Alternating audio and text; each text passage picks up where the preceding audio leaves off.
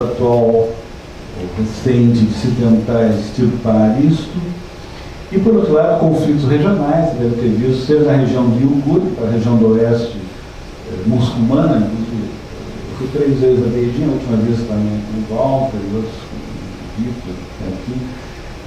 Você entrar no metrô em Beijing, hoje você tem no centro da cidade, tem que passar suas mochilas no scanner dentro da cidade. Isso não havia nas 2 viagens anteriores que eu fiz.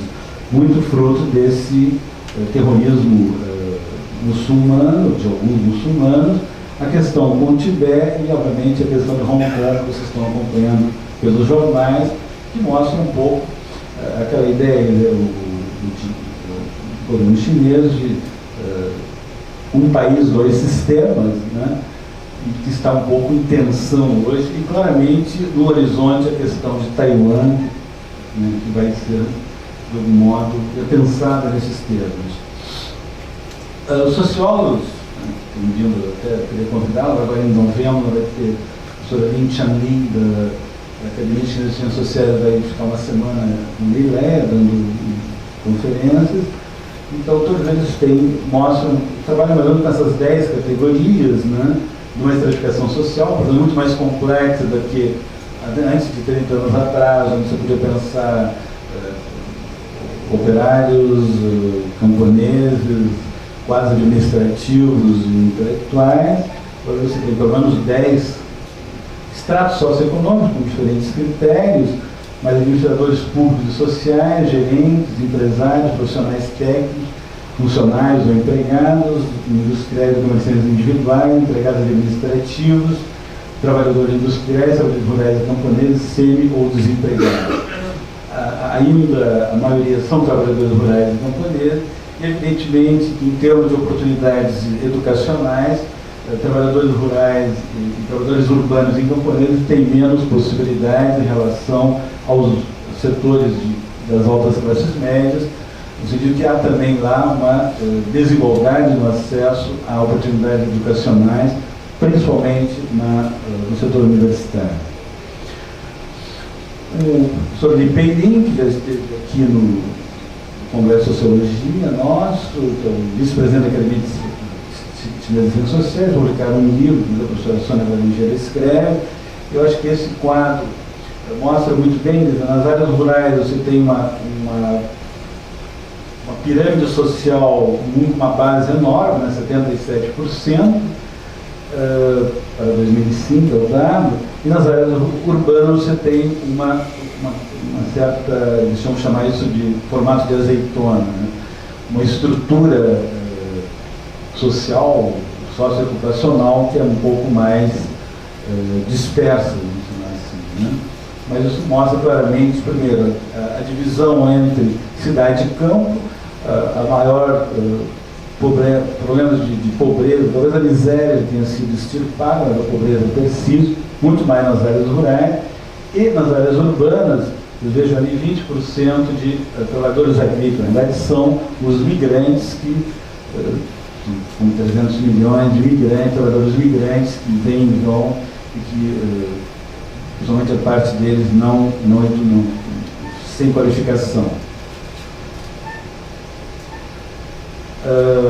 Algumas questões sociais mais, quer dizer, a questão da família, o casal tipo chinês é um casal, um filho e um idoso, 2 idosos. Quando eu falava dos novos conjuntos habitacionais, bom, tiram todo o Hutong tradicional, fazem 3 ou 4 torres, onde você tem um apartamento de média de 50 metros quadrados, porém com uma cozinha e um banheiro, o que no quadrilátero tradicional você só tinha nos 4 cantos do quadrilátero os banheiros, nós tivemos lá. Então, de algum modo, isso traz algumas vantagens do ponto de vista para as novas gerações. A urbanização é bastante forte, né? Seriam pelo menos 10 cidades com mais de 10 milhões de habitantes, cerca de 39 grandes cidades e talvez quase 700 municipalidades com governo local já a nível de cidade. Portanto, é uma sociedade hoje complexa, uma sociedade que tem uma mobilidade social nos últimos 30 anos enorme e com algumas, vamos chamar assim, disfuncionalidades ou contradições, ou seja, principalmente a presença desses trabalhadores migrantes nas grandes cidades, que não têm acesso aos serviços públicos, e talvez seja um pouco a tentativa de como ampliar, como se fazer um estado de bem-estar social, que é uma das correntes políticas que existem hoje na China. A desigualdade de renda, vejam, enquanto que em 82 você tinha 0,28 do índice de Gini, hoje você chega a 0,47, exatamente o oposto da curva brasileira. A curva brasileira, 30 anos atrás, devia ser quase 5,8, quase 0,6, né? Hoje deve estar 4,7 ou 4,8. Então, há um cruzamento, só que com duas trajetórias, uma sancional, quiçá, e outra de redução, quiçá. A questão da corrupção e dos conflitos sociais, é uma sociedade em efervescência, que busca seus destinos, né? Então aqui também é do livro de Penin, o autor é esse índice de Gini, ele parte em 82 de 0,28 para 0,47, 23 anos depois. A curva brasileira seria exatamente quase o inverso, né? Não tanto, mas em ter o índice de Gini, você sabe melhor que eu, é um índice bastante expressivo de concentração da renda. Então, acho que algumas questões permanecem hoje. Em primeiro lugar, isso, a questão da segurança alimentar, o que explica muito da política externa chinesa em relação à América Latina e à África, né? Talvez uma política um pouco mais agressiva na África do que na própria América Latina, assim como a questão dos recursos minerais, que são vitais. Em termos de energia, até hoje, o último dado que eu tenho, 70% da energia chinesa é a carvão. Aquela grande direto das Três Gargantas, né, é muito recente, é uma, né, talvez maior que Itaipu, porém uma. E eles estão tentando a energia eólica, assim como a energia solar, mas ainda é 70% do carvão, o que explica, vocês veem na televisão, a enorme poluição que tem nas grandes cidades chinesas, seja em Beijing, pelo menos, né? Portanto, há uma questão do meio ambiente, óbvio, todos os países de economia socialista nunca dedicaram muita atenção ao meio ambiente, e hoje, na China, agravado por essa concentração de raiz da matriz energética, provoca todos esses problemas. Coloca-se então em questão como organizar essa cidade, né? Beijing está com 17 milhões de habitantes, está no 5º anel periférico, 5º anel rodoviário periférico, né? Como prover serviços públicos em termos de o sistema de saúde, por exemplo, tem uma parte universal, mas uma parte paga, né? Não chega a ser completamente igualitário, e outros serviços públicos, talvez quase uma universalização, por exemplo, da educação básica, fundamental e básica, mas subindo para o nível superior, você continua com aquilo que eu falava, quer dizer, as camadas sociais mais aquinadas têm maior acesso aos serviços educacionais, ainda a maioria deles públicos, né? Coloca-se então como 600 milhões de populações ainda nas áreas rurais, né? Como fazer o desenvolvimento dessas áreas rurais, como fazê-las sair da miséria, acho que praticamente já saíram, a questão agora é como fazê-las sair da pobreza. Acresce que os estudos mostram também cada vez mais o ingresso das populações rurais é por trabalhos não agrícolas.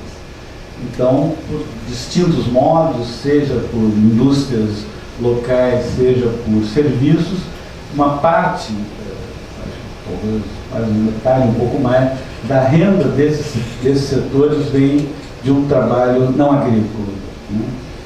Portanto, a desigualdade que marca as questões de como você ampliar a sensibilidade social e, desse modo, como fazer frente a conflitos sociais que existem, né? Eu acho que no Ocidente nós conhecemos mais os grandes conflitos, para Tiananmen, questões de direitos humanos, mas você tem uma sociedade que prende conflitos sociais e que tenta, por exemplo, há uns anos atrás, o Le Monde Diplomatique saiu um artigo longo de 4 sociólogos da Universidade Tsinghua, pessoas que conviveram com os atuais dirigentes, pedindo, digamos, uma perestroika, né? Uma abertura da informação, mediação de conflitos, arbitragem de litígios, a partir da constatação de que o custo para manter a segurança estava muito oneroso em relação ao custo de fazer um estado de bem-estar social. Então, é uma questão que está no centro dos dilemas da China contemporânea. E, nesse sentido, o que eu queria ressaltar aqui é um enorme debate atual. Obviamente que os chineses sabem muito mais de nós do que nós deles, né? No século XIX eles mandavam, todos os imperadores mandavam missões para o Ocidente, o Brasil veio uma pelo menos no século XIX, com 50 pessoas, a cada 6 meses, e fazendo relatórios, né? Os chineses têm isso, cada dinastia tinha em média 1.000 livros, pelo menos, por ano da dinastia, alguns chegando até 500 livros, com história fática apenas, né? Trouxe isso de uma autora que entrevistou 20 intelectuais, né, de 50 e 60 anos. Então ela faz esse mapa político da China atual, por um lado, neoconservadores, muito ligados ao establishment, evidentemente, que acham que não é necessário nenhuma mudança na sociedade.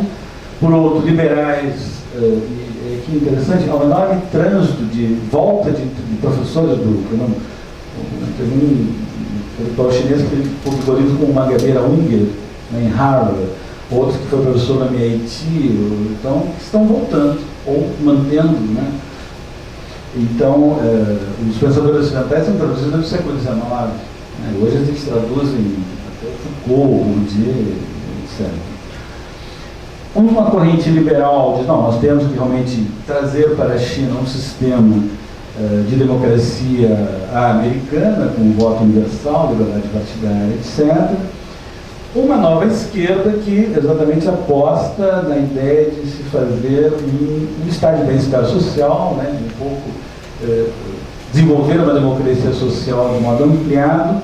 O que talvez seja muito comum a ambos é uma enorme presença, uma revalorização desse sistema moral confucionista, que foi muito criticado, seja pelos liberais desde a reforma de 1898, seja pelo próprio pensamento maoísta.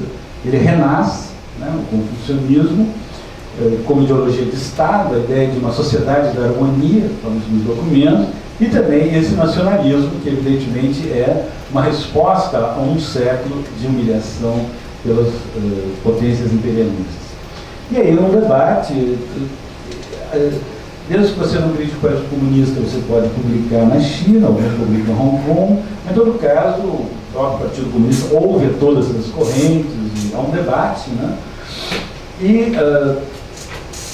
por exemplo, então eles leram os teóricos ocidentais, leram, por exemplo, Rosan Vallon, fazendo toda a crítica da democracia formal, e como você sair de uma democracia formal para uma democracia real, e a questão é como você experimentar uma democracia nas condições da China, tendo em vista a tradição, tendo em vista a questão demográfica, tendo em vista 800 milhões de membros do Partido Comunista, tendo em vista toda a penetração das novas tecnologias da informação, como você experimentar uma democracia. E, felizmente, diante desse debate político, há um enorme desenvolvimento da sociologia nos últimos 30 anos, mas isso será uma conversa para depois. Muito obrigado.